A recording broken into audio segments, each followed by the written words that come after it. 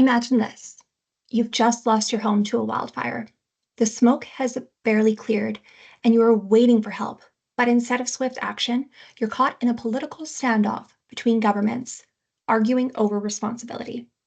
This happened during the 2024 Jasper wildfires, and it's part of a much bigger problem. Disaster response in Canada is inconsistent. Some communities are well resourced, while others are left scrambling when a disaster hits. And a big reason for this is politics. With Liberal governments, we see a focus on federal coordination and climate adaptation, while Conservatives prioritize fiscal restraint and provincial territorial autonomy. This means that a leadership change in Ottawa shifts emergency management funding, priorities, and policy too. It is a cycle that keeps us reactive instead of resilient. Take the 2024 Jasper wildfires. The town was devastated. And when residents needed immediate support, the provincial and federal governments weren't on the same page. Housing delays continue today to leave people in limbo, while officials debate jurisdiction and tide aid. Funding is another issue. Canada prioritizes post-disaster recovery over prevention. We spend billions after disasters, yet invest pennies to prevent them. Programs like the Disaster Mitigation and Adaptation Fund are steps in the right direction, but they are not permanent and they are not predictable. And then there's coordination.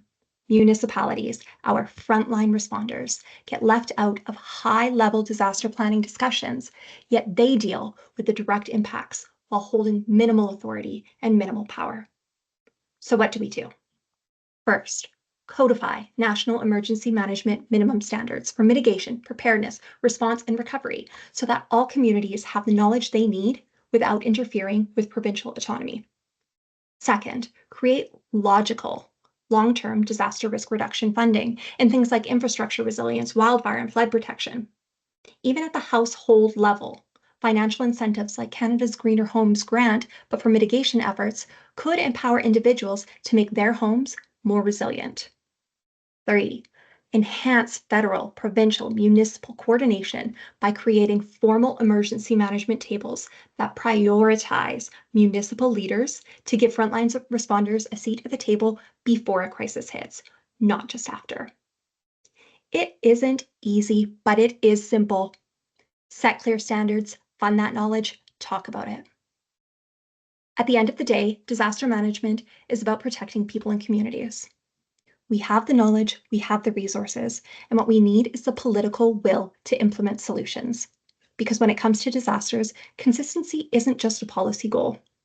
It is what saves lives.